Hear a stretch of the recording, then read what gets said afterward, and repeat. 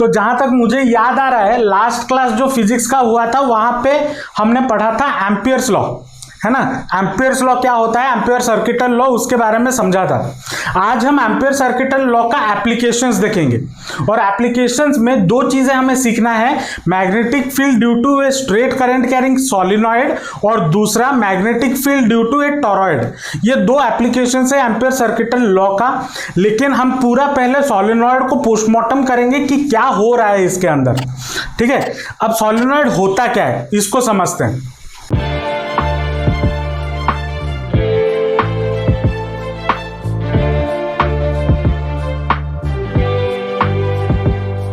एक मान लो ये एक प्लास्टिक का सिलेंडर ले लिया, ठीक है, प्लास्टिक हो गया या फिर कार्डबोर्ड हो गया, कोई भी सिलेंडर ले लिया और उसके ऊपर तार लपेट लिया, ठीक है। मैं हालांकि ये वाला वायर यूज कर रहा हूं, अब ये क्यों यूज कर रहा हूं मैं बताऊंगा।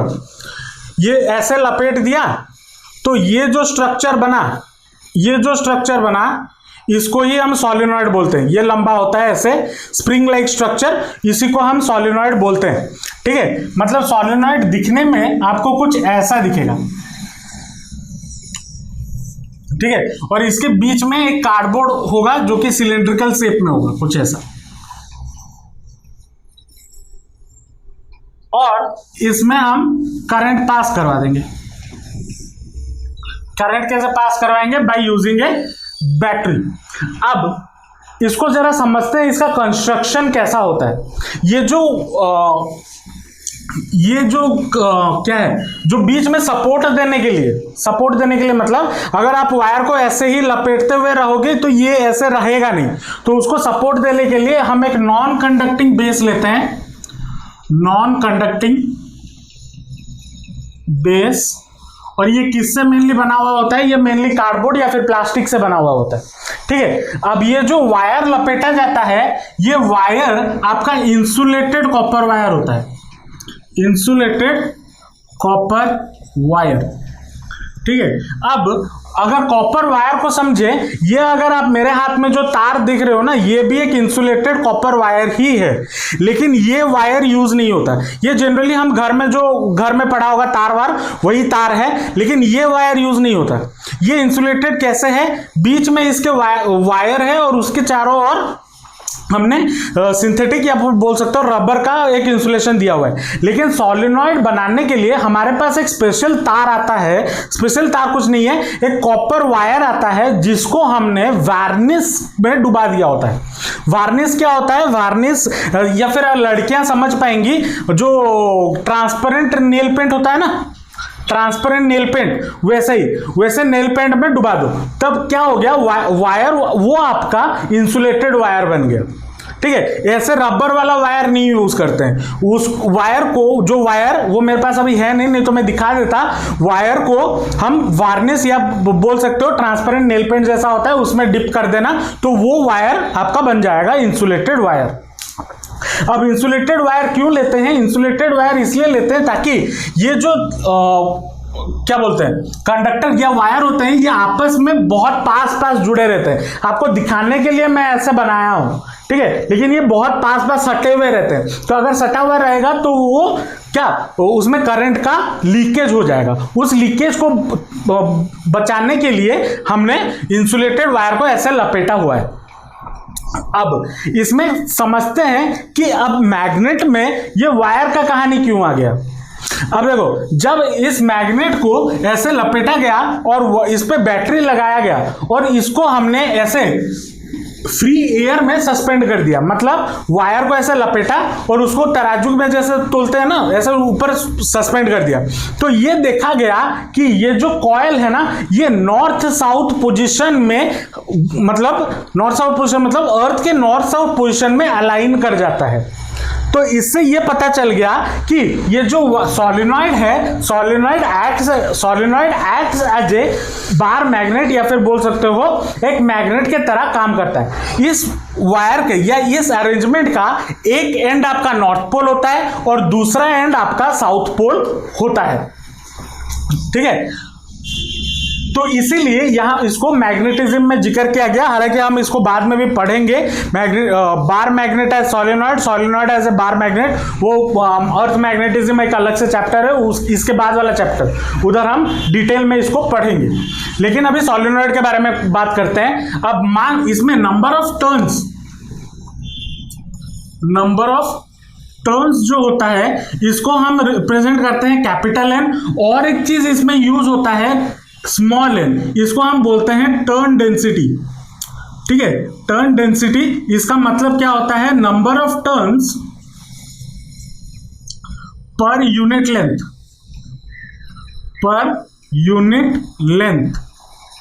ठीक है, मतलब अगर इस सॉलिनॉइड का लेंथ मान लो L है, तो स्मॉल n क्या हो जाएगा, small n will be equal to capital N upon L। ठीक है, अब इसको याद रखना, इसको हम इस चैप्टर में या इसी सॉलिनॉइड और टॉरॉइड में इसी को मोस्टली यूज करने वाले हैं। ठीक है, ये कहानी था सॉलिनॉइड का कंस्ट्रक्शन का, कैसे बना है, मैग्नेटिज्म में ये क्यों आया, हम क्यों पढ़ रहे हैं, और कुछ सर्टन बेसिक थिंग्स। अब इसमें हम देखेंगे कि अगर ये मैग्नेट की तरह काम कर रहा है तो इसमें मैग्नेटिक फील्ड कितना हो रहा है, उस चीज को हम समझेंगे। अगर ये डायग्राम बनाना चाहते हो तो बना लो, फिर हम आगे चलेंगे। इसको हम समझते हैं थोड़ा और डिटेल में। मतलब अब देखो, हमने तो ये बना दिया ऐसे, ये हो गया सॉलिनॉइड। अब ये तो 3 डायमेंशन में होगा ना, हेलिक्स होगा ना 3 डायमेंशन में, ऐसा ऐसा सर्कुलर, मतलब कुछ ऐसा टाइप का होगा, ऐसा ये सॉलिनॉइड होगा। 3 डायमेंशन में देखो तो ऐसे सर्कुलर सामने से दिखेगा, ऐसे दिखो तो स्प्रिंग जैसा दिखेगा। अब हम क्या करते हैं, इस स्प्रिंग को इधर से मैं चाकू लिया, इसको बीच में से ऐसे काट देते हैं। ठीक है, मतलब अगर ये स्प्रिंग है ऐसे, तो उसको हम ऐसे बीच में से काट लेते हैं, तो हमें दिखेगा क्या, हमें मेनली दिखेगा कि एक तार ऐसे है, ऐसे दिखेगा। अगर इसको हम बीच में से काट लिए तो दिखेगा नहीं, या नहीं दिखेगा। अब इसमें कुछ करंट एक साइड में, मतलब ये वाले में, अगर मैं इस वाले साइड को लूं, ये वाला पार्ट मान लो, और एक ये वाला पार्ट, ये सॉलिनॉइड है और इसको मैंने बीच में से काट लिया। ठीक है, बीच में से काट लिया तो करंट एक पॉइंट पे अंदर जा रहा होगा, दूसरे पॉइंट से बाहर आ रहा होगा। चलो मैं मान लेता हूं जो करंट है वो ऐसे जा रहा है, ये आई है सॉलिनॉइड में। ठीक है, ये आई है, मतलब करंट इधर से अंदर जा रहा है, फिर घूम के इधर से बाहर आ रहा है। अब इसको रिप्रेजेंट करने के लिए जब अंदर जा रहा होगा, मैं उधर क्रॉस लगा रहा हूं, क्योंकि करंट इधर बोर्ड के अंदर जा रहा है, ये 2 डायमेंशनल रिप्रेजेंटेशन है। ठीक है, और यहां पे करंट बाहर आ रहा है, तो मतलब यहां पे मैं डॉट लगा रहा हूं, जो मैग्नेटिक फील्ड का, ये करंट का, ये जो डॉट और क्रॉस है ये मैग्नेटिक फील्ड का इंडिकेशन नहीं है, ये करंट का इंडिकेशन है। याद रखना, यहां पे कंफ्यूजन होता है तो मत करना वो चीज। ये जो मैंने डॉट और क्रॉस लगाया, ये किस लिए लगाया, ये करंट का डायरेक्शन बता रहा है। मतलब करंट यहां पे बोर्ड के अंदर जा रहा है और यहां से बोर्ड से बाहर आ रहा है। मतलब अगर मैं वायर को ऐसे देखूं तो करंट, या अगर ऐसे आप देख रहे हो, ठीक है, या फिर ऐसे देखोगे तो करंट ऐसे जा रहा है, ऐसे मूव कर रहा है। अगर ऐसे देखना चाहोगे तो ऐसे मूव कर रहा है। ठीक है, और अगर ऐसे देखोगे तो इधर से अंदर जा रहा है और इधर से घूम के फिर से बाहर आ रहा है, इधर से अंदर गया, इधर से बाहर आया। ठीक है, समझ में आया ये कहानी। जब यहां पे मैग्नेटिक फील्ड अब हर एक वायर, एज बिकॉज ये बहुत क्लोज है, मैं यहां पे समझाने के लिए इसको थोड़ा दूर बनाया हूं, लेकिन ये तो बहुत क्लोज होंगे ना, और इसके वजह से हर एक वायर के वजह से मैग्नेटिक फील्ड बन रहा होगा। तो मैग्नेटिक फील्ड बनने के चांसेस कहां पे है, एक तो यहां पे बन सकता है बाहर, और एक दूसरा इस पॉइंट में अंदर, मतलब सॉलिनॉइड के अंदर, और तीसरा यहां पे बन सकता है, मतलब सॉलिनॉइड के इस तरफ। मान लो इसको मैं ले लेता हूं P, इसको ले लेता हूं Q, इसको ले लेता हूं R, 3 पॉइंट ले लेता हूं। अब एक बहुत इंटरेस्टिंग चीज है, इसको समझना। Magnetic field at P and R 0 होता है, B at P and R is 0। अब पूछो क्यों सर, आपने बोल दिया तो इसलिए हम क्यों मान ले, समझो। अब इस वायर की वजह से जब मैग्नेटिक फील्ड बन रहा होगा वो कैसे बन रहा होगा, हमने पढ़ा था magnetic field due to a ring, पढ़ा था ना, वो कहां पे बन रहा था, अगर मैं इसको एक रिंग मान लूं तो वो इसके यहां पे फॉर्म हो रहा था, इधर एक्सिस पे। अगर याद करो मैं magnetic field due to a ring, तो कहां पे मैग्नेटिक फील्ड प्रोड्यूस हो रहा था, यहां पे प्रोड्यूस हो रहा था ना, ऐसे इस डायरेक्शन में। हमने दो कंपोनेंट लिए हुए थे, ऐसे और ऐसे, ये वाला कंपोनेंट कैंसिल हो गया था, तो मैग्नेटिक फील्ड बस इसी डायरेक्शन में बन रहा था ना। तो मैग्नेटिक फील्ड इसी डायरेक्शन में ही बन रहा था। याद आ रहा है कुछ या नहीं याद आ रहा है, 2-3 क्लास पहले की बात है, ठीक है। अब यहां पे मैग्नेटिक फील्ड कंप्लीटली 0 नहीं होता, क्योंकि इस वाले पॉइंट पे भी वजह से ये जो पॉइंट है इनके वजह से भी मैग्नेटिक फील्ड प्रोड्यूस होता है। तो सर आपने 0 क्यों लिखा, होता है, मैं मना नहीं कर रहा हूं, लेकिन मैग्नेटिक फील्ड जो यहां पे प्रोड्यूस होता है P एंड R वो बहुत कम प्रोड्यूस होता है एज कंपेयर टू दिस, इसके अंदर, ठीक है। तो यहां पे एक पॉइंट ये लिखना, magnetic field produced at Q is of high intensity and magnetic field at P and R is of very low intensity. बहुत कम इंटेंसिटी का मैग्नेटिक फील्ड यहां पे P और R पे प्रोड्यूस होता है, ठीक है। P और R पे बहुत कम इंटेंसिटी का मैग्नेटिक फील्ड प्रोड्यूस होता है। ऐसा नहीं है होता नहीं है, होता है लेकिन बहुत कम इंटेंसिटी का होता है। इसीलिए हम अपने काम को आसान करने के लिए हम यहां पे P और R पे मैग्नेटिक फील्ड 0 ले जाते हैं, ठीक है। समझ में आया या नहीं आया, तो इसको लिख लो, फिर आगे कैलकुलेशन पे चलेंगे कि कितना मैग्नेटिक फील्ड प्रोड्यूस हो रहा होगा इसके अंदर। यहां पे हमें क्या निकालना है, हमें निकालना है magnetic field due to this solenoid at point Q। अच्छा अब समझते हैं, हमें यहां पे क्या लेना है, एक एम्पिरिकल लूप लेना है, ठीक है। मैं यहां पे ऐसा एक एम्पिरिकल लूप ले लेता हूं,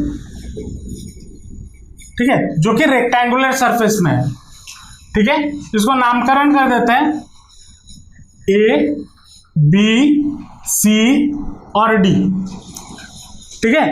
लेट यहां पे लेट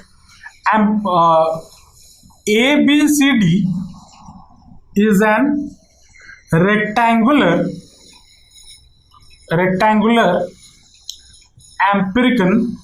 एम्पिरियन लूप, ठीक है। ABCD एक एम्पिरियन लूप है।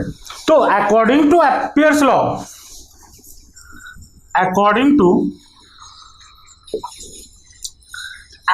Law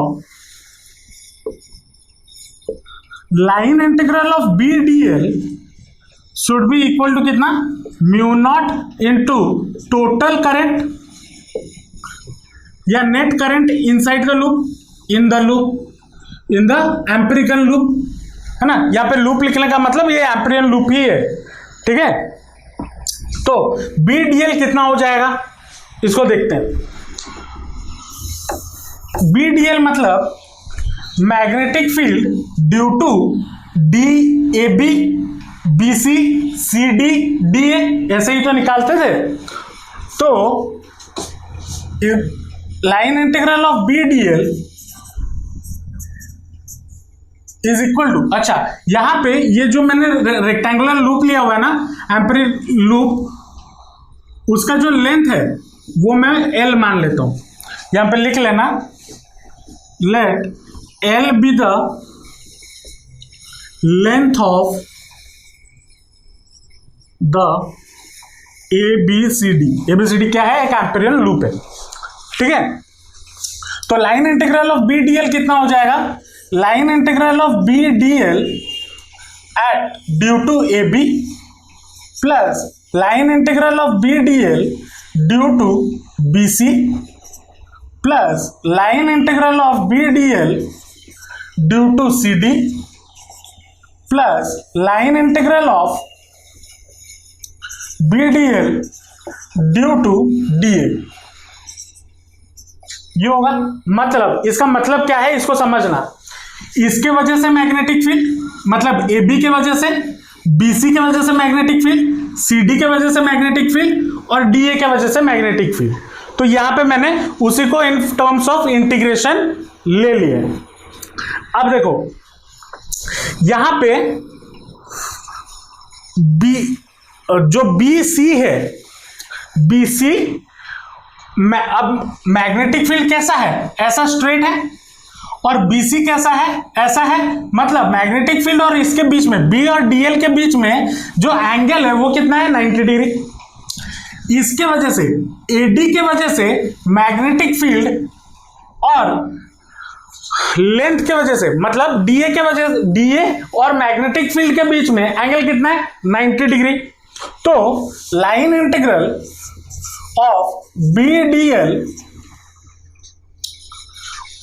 due to BC and ये कितना हो जाएगा? cos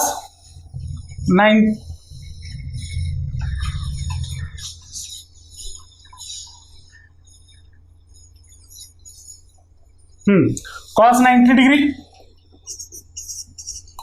और line integral of AD BDL cos 90 degree. इन दोनों का वैल्यू कितना हो जाएगा? 0 हो जाएगा। होगा या नहीं होगा? क्योंकि एंगल AD और BC मैग्नेटिक फील्ड के साथ कितना एंगल बना रहा है? 0 डिग्री, 90 डिग्री बना रहा है, इसीलिए ये 0 हो गया। मतलब इसके वजह से भी 0, मैग्नेटिक फील्ड कोई बन नहीं रहा, और CB के वजह से भी कोई मैग्नेटिक फील्ड बन नहीं रहा, 0। अब ये देखो C और CD के वजह से कितना होगा? लाइन इंटीग्रल ऑफ BDL, इसके वजह से तो एंगल तो 0 है, तो BDL होना चाहिए, लेकिन इसका वैल्यू भी 0 होगा। क्यों 0 होगा? क्योंकि अभी मैंने कुछ टाइम पहले बताया magnetic field outside the solenoid क्या होता है? 0 होता है। देखो P and R, B at P and R is 0, मतलब सोलेनॉइड के बाहर मैग्नेटिक फील्ड हम 0 लेंगे, क्योंकि उसका वैल्यू बहुत कम होता है, इसलिए हम उसे नेग्लेक्ट कर देते हैं हमारे कैलकुलेशन के इजी के लिए। तो as CD R is outside the solenoid,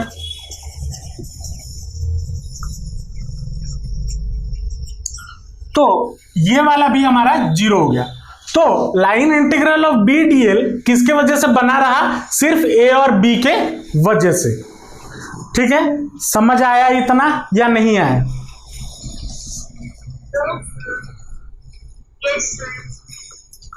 चलो, तो और कहां लिखे? तो यहां पे लिखते हैं,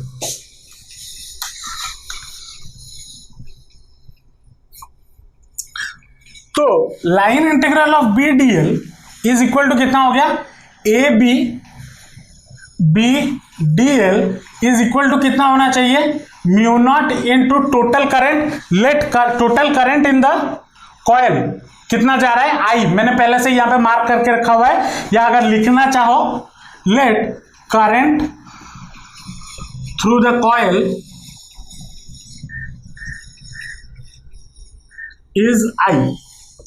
ठीक है, तो म्यू नॉट इंटू I ये हो गया।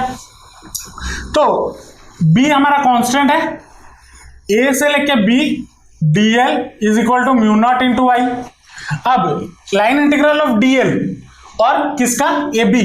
AB कहां है? यहां पे AB, इसका लेंथ कितना हो जाएगा? इस L के बराबर हो जाएगा, तो B into L is equal to कितना हो गया, म्यू नॉट इंटू आई। ये हो गया, होगा या नहीं होगा? तो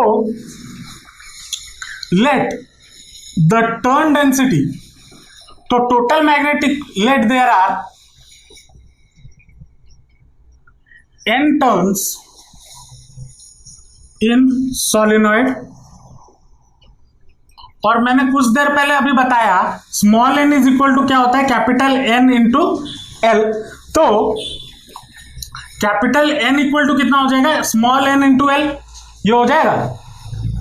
तो therefore BL is equal to कितना होना चाहिए, mu naught into I into small n into l. क्यों? क्योंकि लेट मैंने n टर्न सोलेनॉइड में माना है, तो सारे पूरे सोलेनॉइड की वजह से ही तो निकाल रहे हैं, तो NL। तो B इक्वल टू कितना हो जाएगा, therefore B is equal to mu naught n into I, LL gets cancel, तो B is equal to mu naught n into I. ये हो गया। Therefore magnetic field due to a solenoid हमें कितना मिल गया, mu naught into n into I. समझ में आया? और ये मैग्नेटिक फील्ड कहां पे होगा, एट पॉइंट Q। ये है मैग्नेटिक फील्ड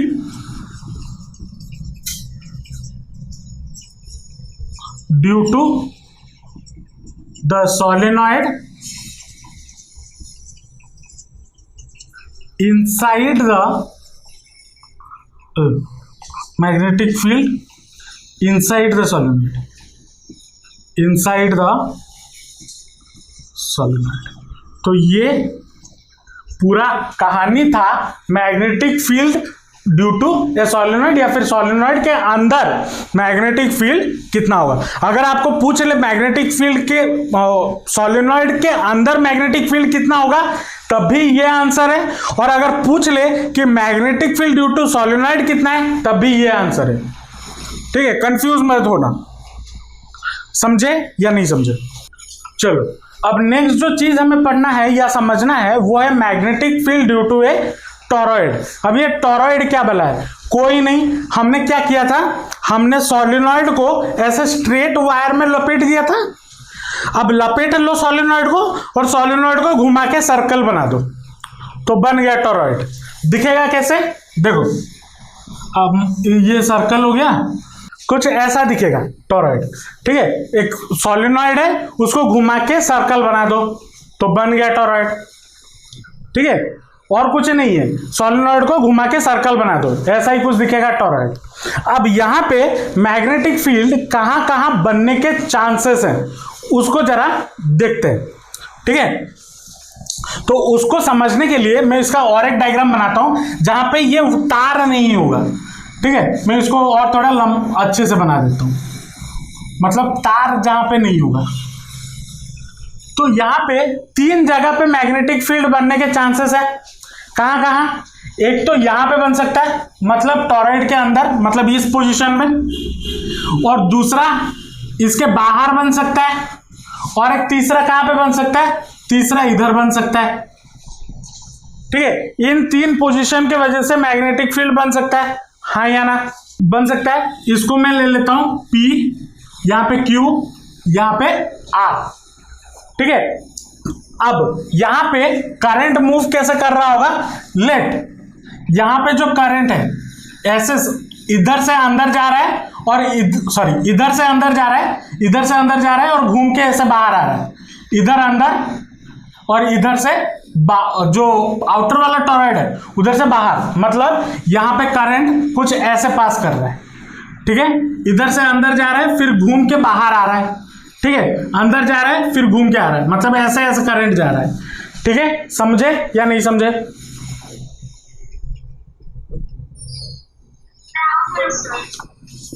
देखो यहां पे करंट कैसे जा रहा है, करंट यहां पे वही सोलेनॉइड में जो था वही है। सोलेनॉइड में क्या था, ऐसे था सोलेनॉइड, और यहां पे मैंने क्या बोला कि करंट यहां से बाहर आ रहा है और यहां से अंदर जा रहा है, मतलब इधर से अंदर जा रहा होगा, इधर से बाहर। वैसे ही यहां पे अंदर जा रहा होगा, पेपर के अंदर ऐसे गया, फिर घूम के पेपर के बाहर कुछ ऐसे आया, मतलब ऐसे करंट जा रहा है। समझ रहे हो या नहीं समझ रहे हो?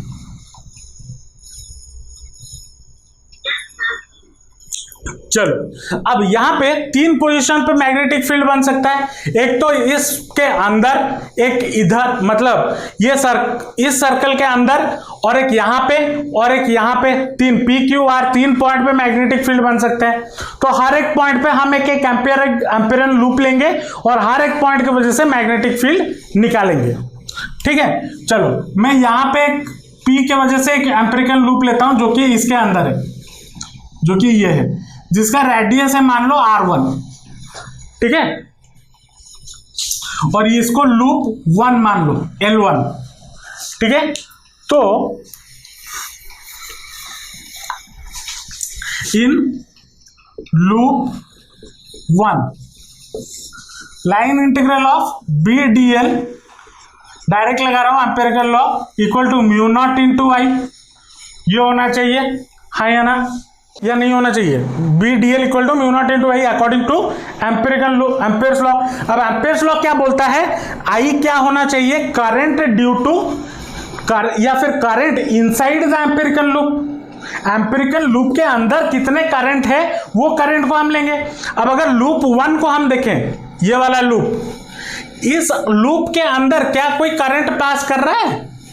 नहीं। करंट कहां पे पास कर रहा है? इधर पास कर रहा है। मतलब अगर मैं लूप इधर लेता हूं, एम्पिरिकल लूप इधर लेता हूं, करंट तो इसी में ही पास कर रहा है ना, इस वायर में। इसमें कहां करंट आया? कोई करंट नहीं। तो in loop 1 I is equal to 0 as no current is passing through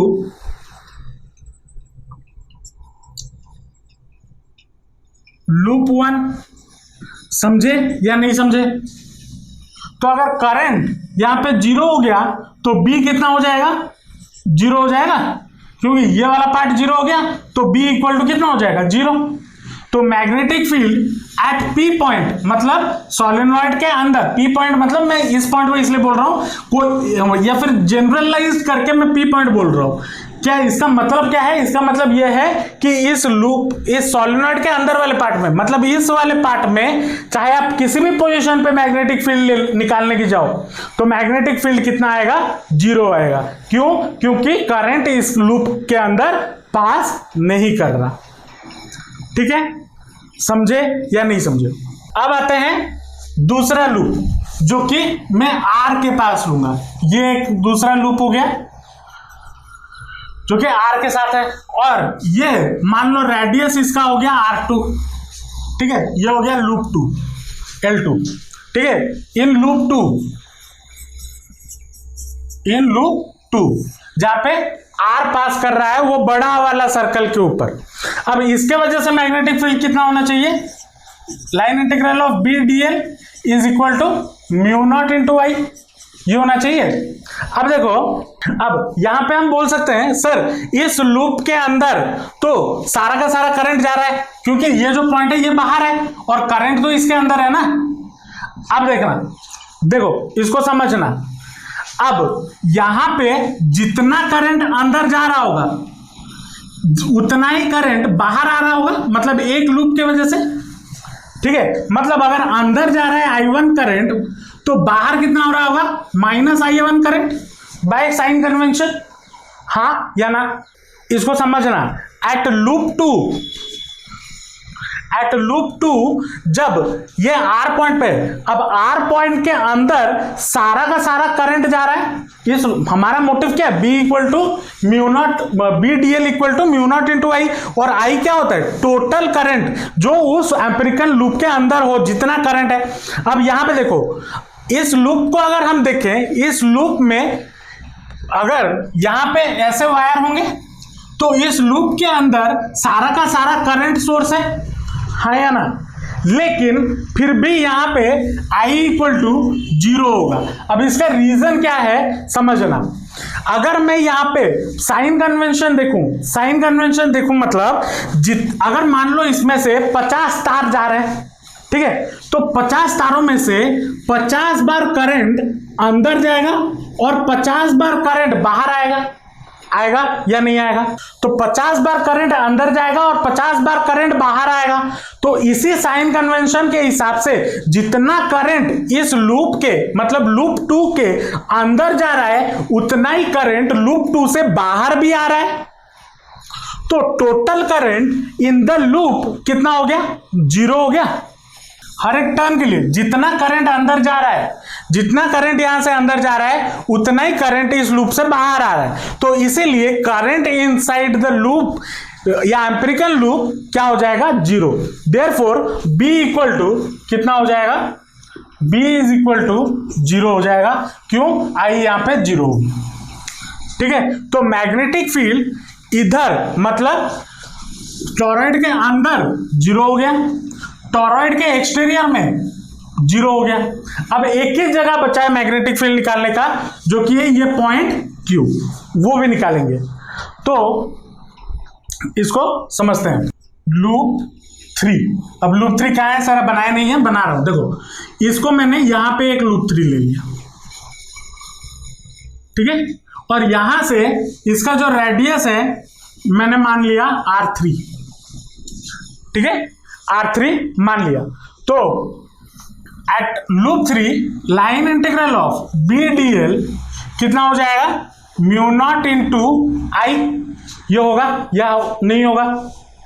तो यहां पे अगर हम देखें इस लूप में बस ये वाला करंट को हम कंसिडर करेंगे जो कि अंदर जा रहा है, इस वाले करंट को कंसिडर नहीं करेंगे, क्योंकि ये इस लूप के अंदर जो लूप 2 है, लूप 3 है, उसके अंदर कौन सा करंट है?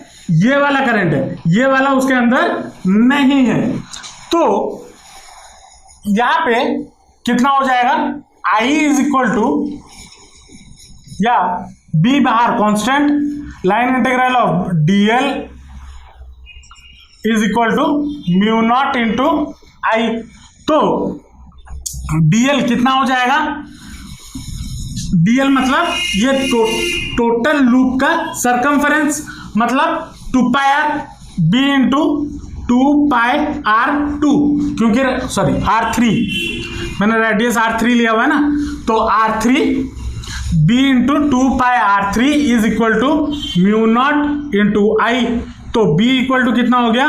μ0 I बाय 2πr3 होगा या नहीं होगा? अब इसमें लेट नंबर ऑफ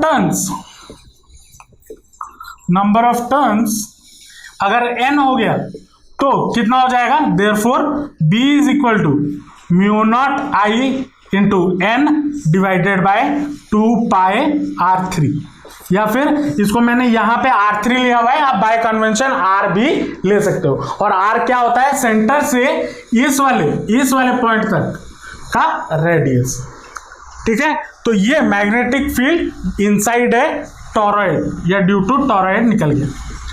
समझ में आया या नहीं आया? अब इसमें भी थोड़ा तामझाम करते हैं। देखो अगर यहां पे n टर्न्स है, ठीक है, कैपिटल N टर्न्स है, तो capital N is equal to कितना हो जाएगा?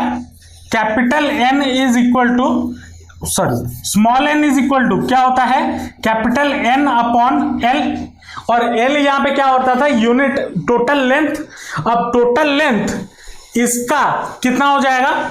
टोटल लेंथ इसका 2πr3 होगा। तो n इज इक्वल टू क्या हो जाएगा? कैपिटल N बाय 2πr3 ये होगा। तो capital N is equal to कितना हो जाएगा? 2πr3 into n small n। तो मैग्नेटिक फील्ड यहां पे इस n के जगह पे अगर ये वाला वैल्यू डाल दे 2πr3 इंटू n, तो कितना हो जाएगा? B, therefore B is equal to μ0 into I into 2πr3 into small n divided by 2πr3। तो 2πr3 गेट्स कैंसिल, तो B इक्वल टू कितना आ गया? μ0 I इंटू n, ठीक है। तो ये हो गया मैग्नेटिक फील्ड इनसाइड ए सॉलिड, जो इनसाइड ए टोरॉइड। और अगर आप यहां पे देखो सॉलिनॉइड के अंदर भी मैग्नेटिक फील्ड इतना ही निकल रहा था और टोरॉइड के अंदर भी मैग्नेटिक फील्ड इतना ही निकल रहा है, तो कहानी सेम है, बस ज्योमेट्रिकल शेप चेंज करने पे मैग्नेटिक फील्ड में कोई असर नहीं पड़ रहा। Magnetic field inside a solenoid जितना था, magnetic field due to a toroid भी उतना। समझ में आया या नहीं आया? तो ये दोनों ही आपके सिलेबस में है, magnetic field due to a solenoid and a toroid, और इसका पूरा कहानी अभी मैंने आपको बता दिया। अब नेक्स्ट क्लास हम इसके रिलेटेड जो भी क्वेश्चंस एग्जाम में आए हुए हैं उसको हम सॉल्व करेंगे, ठीक है। होप आपको आज का क्लास समझ में आया होगा। अगर कोई भी डाउट है या आपको कुछ चीज समझ में नहीं आया या फिर आपका फीडबैक नीचे कमेंट सेक्शन में जरूर देना, और अपने दोस्तों के साथ वीडियोस को शेयर जरूर करना, और चैनल को सब्सक्राइब कर देना, क्योंकि आपके पढ़ाई के रिलेटेड वीडियोस मैं रेगुलरली अपने चैनल पे अपलोड करता रहता हूं। तो मिलते हैं नेक्स्ट वीडियो में। Till then all the best, जमकर पढ़ाई करते रहिए and thanks for watching the video.